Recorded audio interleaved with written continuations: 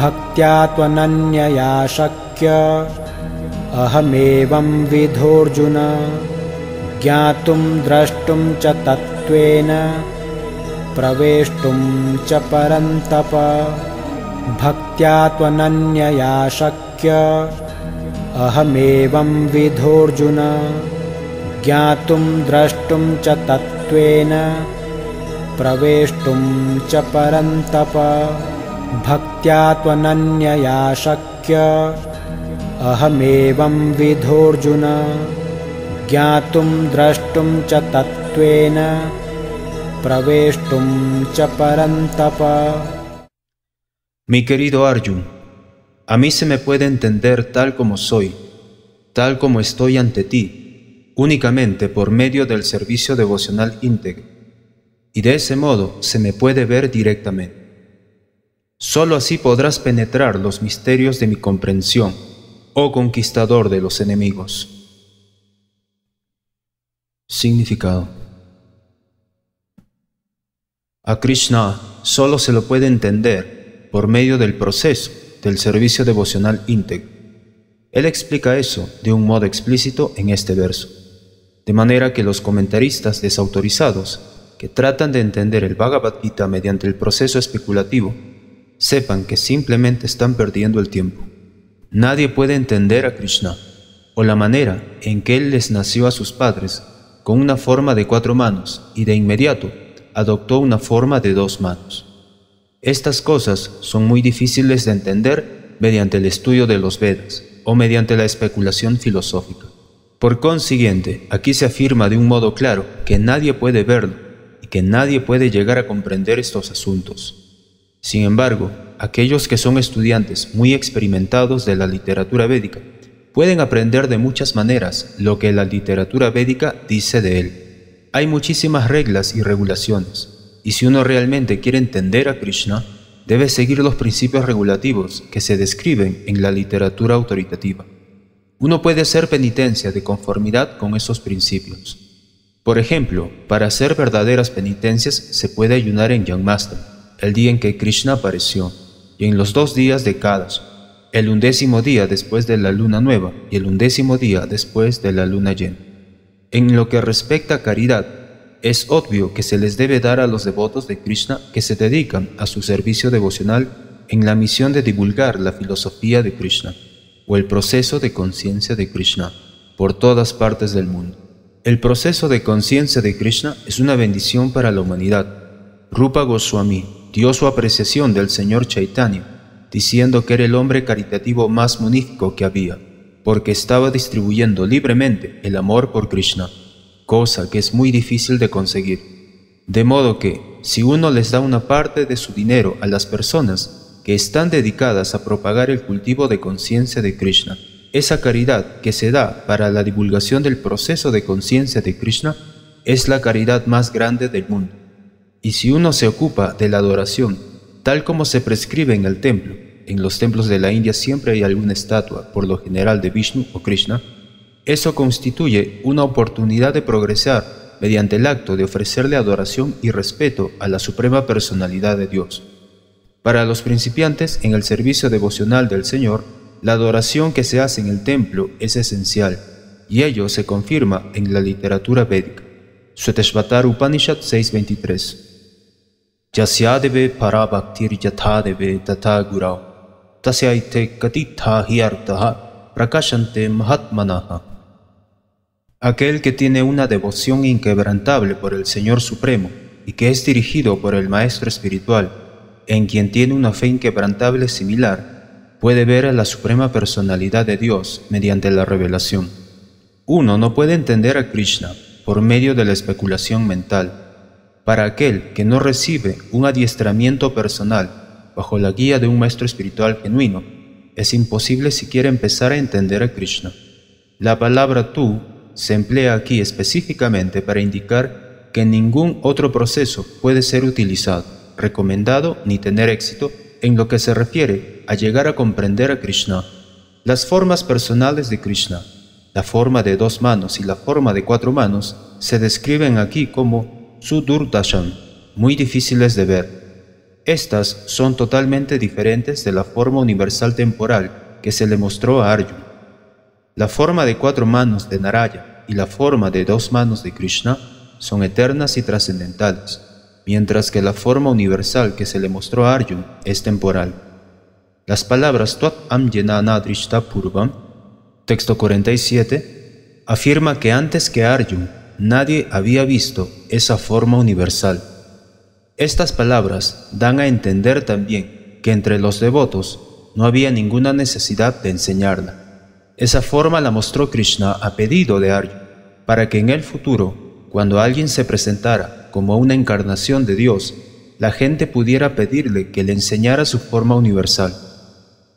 La palabra na, que se usa reiteradamente en el verso anterior, indica que uno no debe estar muy orgulloso de credenciales, tales como las de poseer una educación académica en el campo de la literatura védica.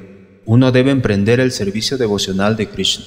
Solo entonces puede uno tratar de escribirle comentarios al Bhagavad Gita. Krishna pasa de la forma universal a la forma de Narayana de 4 manos y luego a su propia forma natural de 2 manos.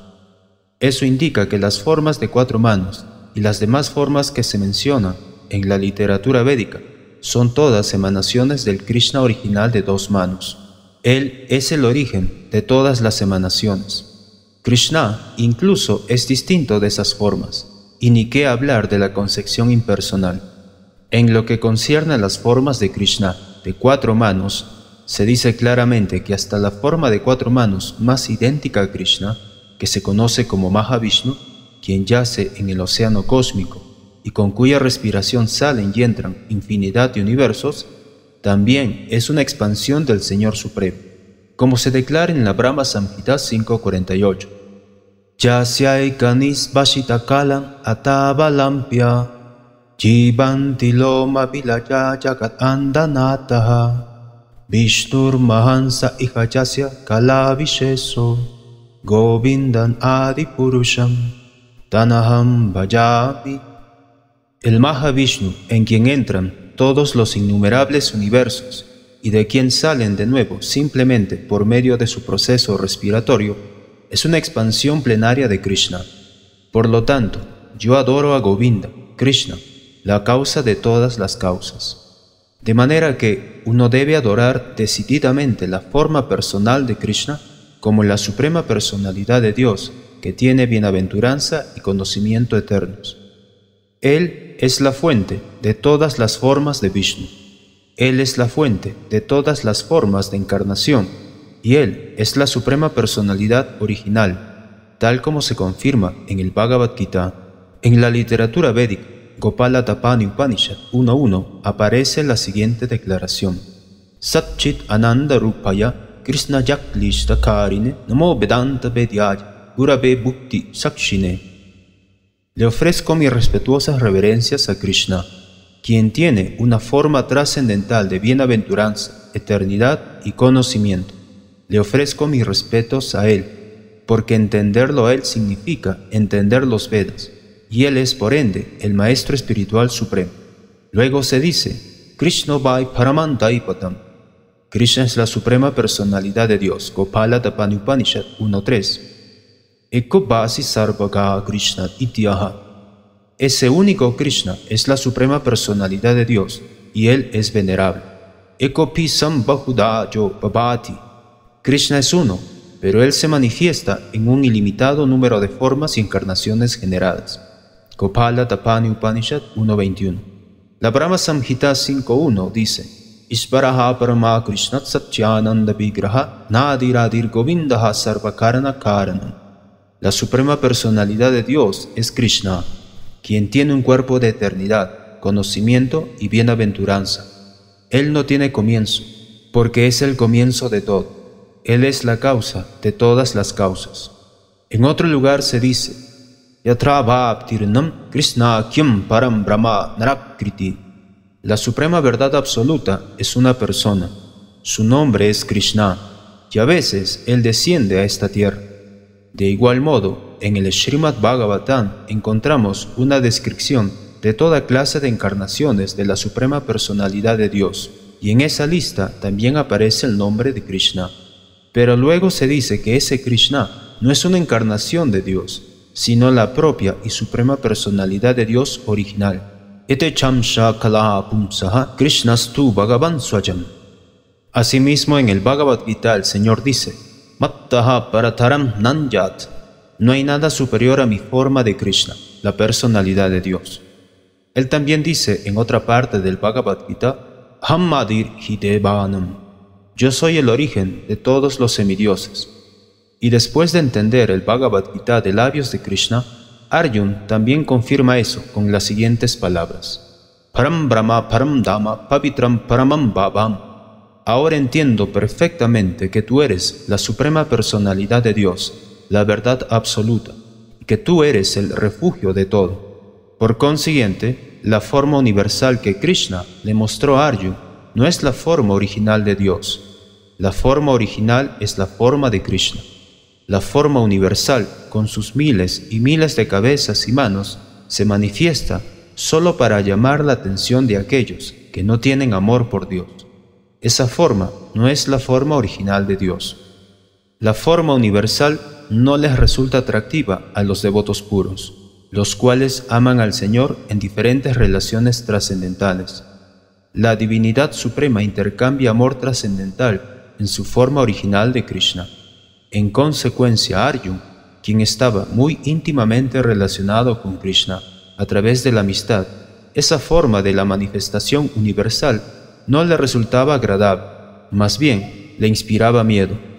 Arjuna, quien era un compañero constante de Krishna, debe de haber tenido ojos trascendentales.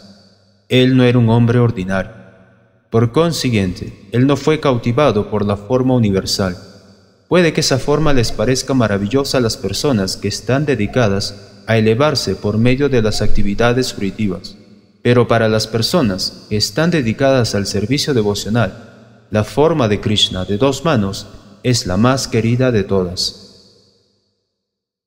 Mat karma krin mat paramo mat bhaktah sangavarjitah nirvairah sarva bhuteshu yah samameti pandava. Mat karma krin mat paramo mat bhaktah sangavarjitah nirvairah sarva bhuteshu yah samameti pandava. Mat karma krin mat paramo mad bhaktah sangavarjitah nirvairah sarva bhuteshu yah samameti pandava.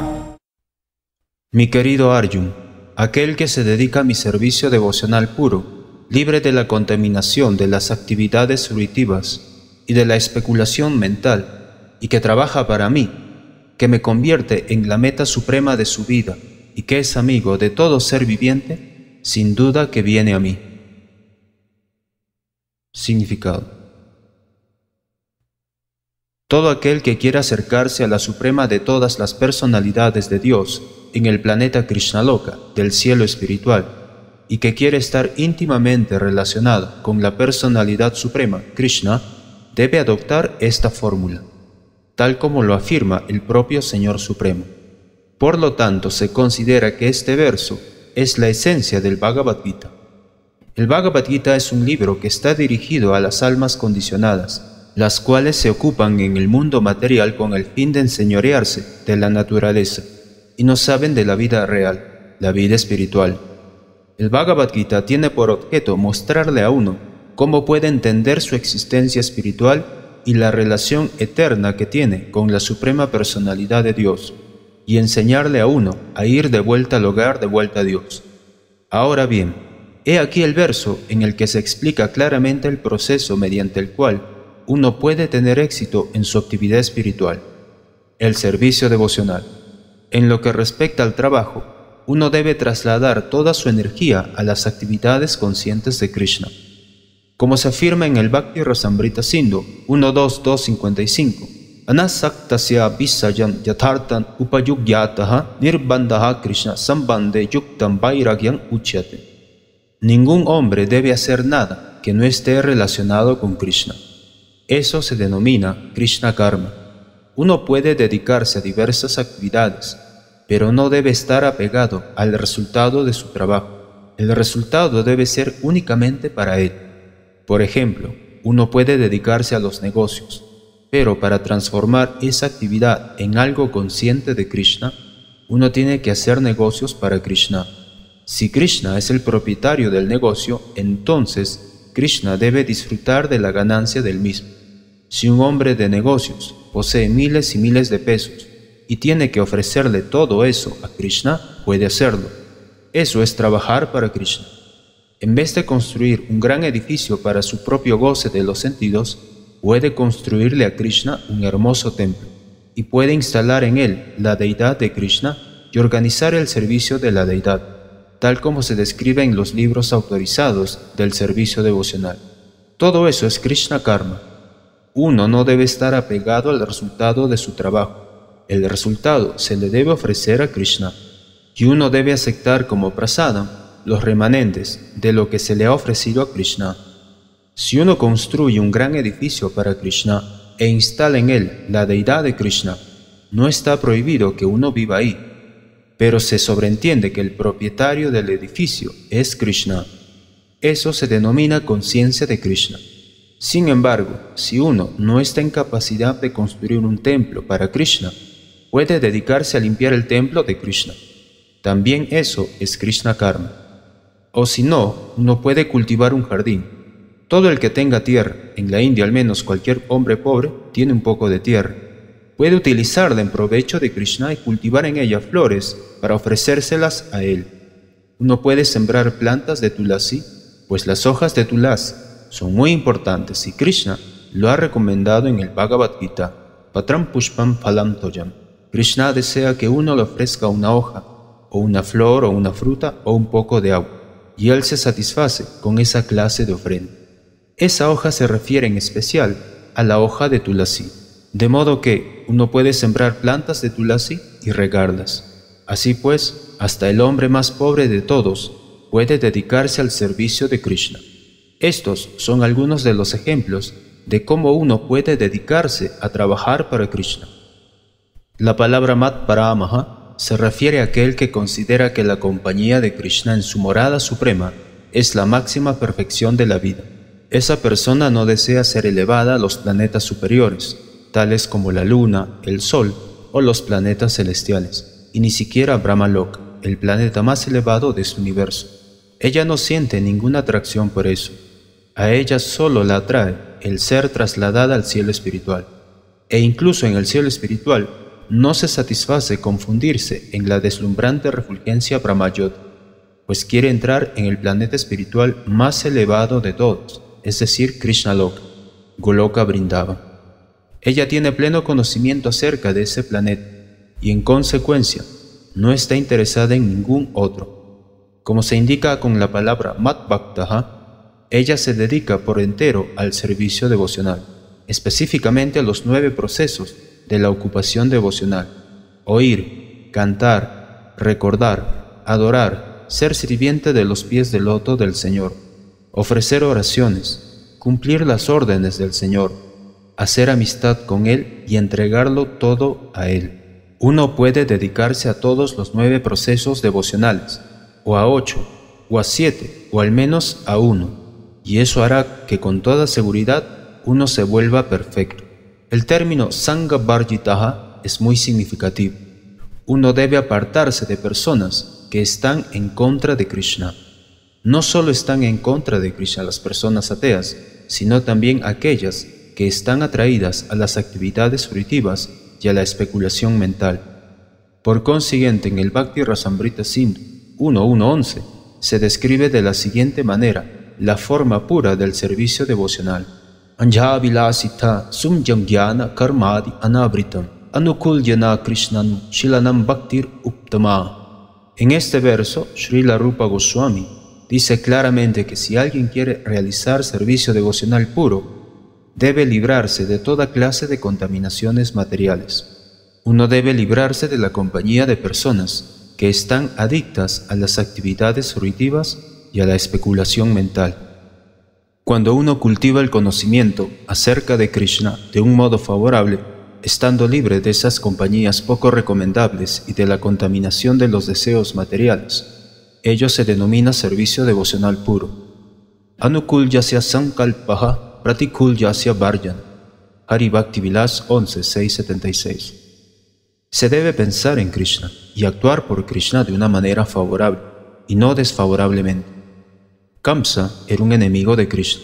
Desde el mismo nacimiento de Krishna, Kamsa planeó de muchísimas maneras matarlo, y como siempre fracasaba en ello, siempre estaba pensando en Krishna. Así pues, mientras trabajaba, mientras comía y mientras dormía, siempre estaba consciente de Krishna en todos los aspectos, pero esa conciencia de Krishna no era favorable, y por ende, a pesar de que siempre pensaba en Krishna las 24 horas del día, se lo consideraba un demonio, y Krishna finalmente lo mató. Claro que cualquiera que es matado por Krishna logra de inmediato la salvación, pero ese no es el objetivo del devoto puro. El devoto puro ni siquiera quiere la salvación. Él ni siquiera quiere ser trasladado a Goloka Vrindava, el planeta más elevado de todos. Su único objetivo es que donde quiera que se encuentre, pueda servir a Krishna. El devoto de Krishna es amigo de todo el mundo. Por lo tanto, aquí se dice que no tiene ningún enemigo. Nirvairaha. ¿Y cómo se explica eso? El devoto en estado de conciencia de Krishna sabe que solo el prestarle servicio devocional a Krishna puede liberar a una persona de todos los problemas de la vida. Él tiene experiencia personal de ello, y en consecuencia quiere introducir en la sociedad humana ese sistema, el sistema de conciencia de Krishna. En la historia hay muchos ejemplos de devotos del Señor que arriesgaron la vida en aras de la difusión del proceso de conciencia de Dios. El ejemplo predilecto es el del Señor Jesucristo. Él fue crucificado por los no devotos, pero sacrificó su vida para difundir el proceso de conciencia de Dios. Desde luego, sería superficial creer que lo mataron. Asimismo, en la India también hay muchos ejemplos, tales como el de Thakur Haridas y el de Prahlad Maharaj. ¿Por qué ese riesgo? Porque querían difundir el proceso de conciencia de Krishna, y ello es difícil. Una persona consciente de Krishna sabe que si alguien está sufriendo, se debe a su olvido de la relación eterna que tiene con Krishna. De modo que el máximo beneficio que uno le puede prestar a la sociedad humana es el de liberar al prójimo de todos los problemas materiales. Con ese propósito el devoto puro se dedica al servicio del Señor. Ahora bien, podemos imaginarnos cuán misericordioso es Krishna con aquellos que se dedican a su servicio, arriesgándolo todo por él.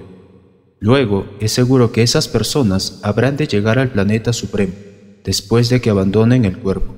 En resumen, la forma universal de Krishna, que es una manifestación temporal, y la forma del tiempo, que todo lo devora, e incluso la forma de Vishnu de 4 manos, han sido todas mostradas por Krishna. Así pues, Krishna es el origen de todas esas manifestaciones. No ha de creerse que Krishna es una manifestación del Vishwarupa original, o Vishnu. Krishna es el origen de todas las formas. Hay cientos y miles de Vishnus, pero para el devoto ninguna forma de Krishna es importante aparte de la original, la forma del Syamasundara de 2 manos. En la Brahma Samhita se dice que aquellos que están apegados a la forma Syamasundara de Krishna con amor y devoción, siempre pueden verlo a él en el corazón, y no pueden ver nada más. Uno tiene que entender, pues, que la conclusión de este 11º capítulo es que la forma de Krishna es esencial y suprema. Así terminan los significados de Bhaktivedanta del 11º capítulo del Srimad Bhagavad Gita en relación con la forma universal.